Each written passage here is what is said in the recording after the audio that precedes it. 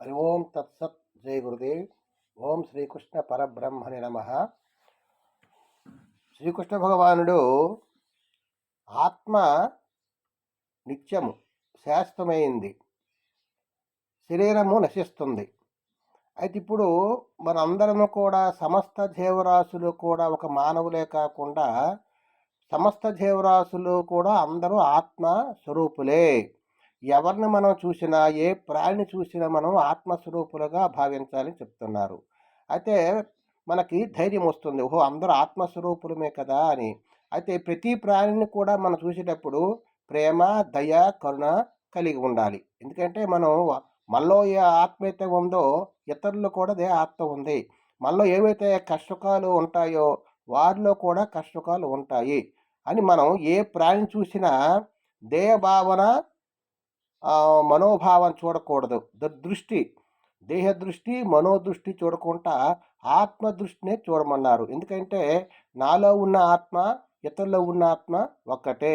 అందుకే ప్రతి ప్రాణి యందు కూడా ఎవరిని ద్వేషించకుండా, ప్రతి ప్రాణి యందు ప్రేమ, దయ, కరుణ కలిగి ఉండాలని భగవంతుడు చెప్తున్నారు. ఈ విధంగా అంత ఆత్మ ఎప్పుడైతే మనం ఆత్మ దృష్టిలో ఉన్నామో మనలో ఉన్నటువంటి గుణాలు మనకి ఎటువంటి హాని చేయవు.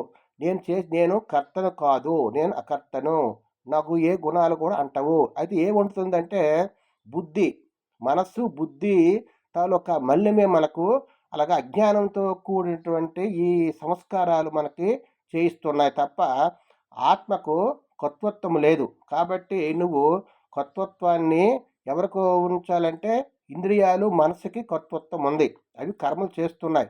ఆ ఇంద్రియాలకి, మనసుకి ఈ ఆత్మే కారణము.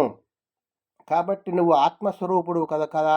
ఆ విధంగా నువ్వు సర్వజ్ఞుడు ఉండి అంతటా కూడా నాలో ఏదైతే ఉందో అందరిలో అదే ఆత్మ ఉందని భావం చేస్తే నీలో ఉన్నటువంటి అజ్ఞానము పోయి జ్ఞానము నశిస్తూ చెప్తున్నారు.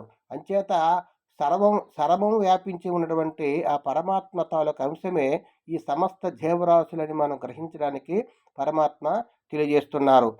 ఏనం వేతి హంతారం ఎస్తైనం మన్యతే హతం ఉభౌతో న విజానీతో నాయం హంతిన హన్యతే.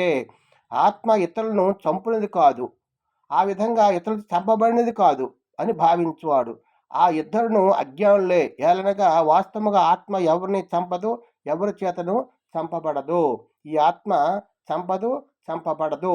ఎవరైతే ఆ విధంగా భావిస్తారో వాళ్ళిద్దరికి కూడా ఏమీ తెలియదు అనే విషయాన్ని కృష్ణ పరమాత్ముడు తెలియజేశారు. హరి ఓం తత్సత్.